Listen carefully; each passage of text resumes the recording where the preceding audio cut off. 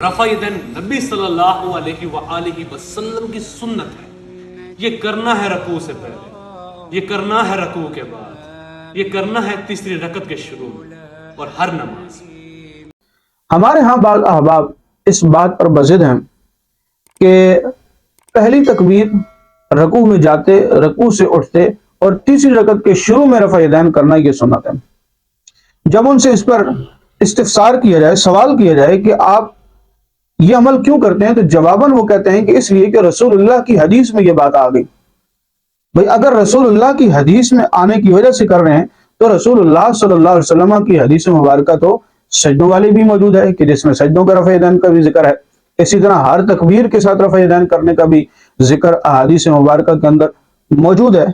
آپ ہر تکبیر کے ساتھ رفع یدین نہیں کر رہے، سجدوں والا رفع یدین نہیں کر رہے، رکوع والا رفع یدین کرتے ہیں، اور جو نہیں کرتا اس کو آپ کہتے ہیں یہ خلاف سنت ہے. حالانکہ اس پر اگر آپ دیکھیں تو ترمذی کے اندر روایت موجود ہے، 257 حدیث کا نمبر ہے ترمذی کے اندر، اور 360 والے احباب جن کی تحقیق کا سارا دار و مدار ہی 360 پر ہے، وہ اس کو وہاں بھی دیکھ سکتے ہیں.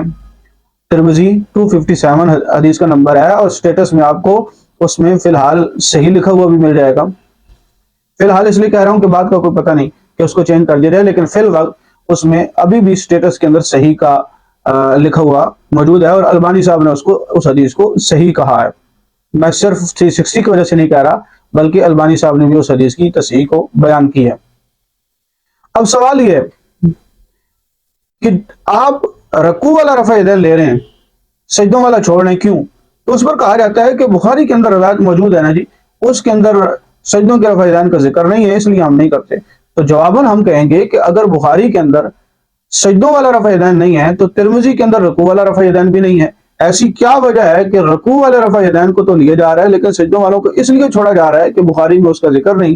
تو نبی کریم علیہ الصلوۃ والسلام کی ایک اور حدیث مبارکہ ترمذی کے اندر موجود ہے، اس کے اندر تو رکوع کا بھی ذکر نہیں ہے.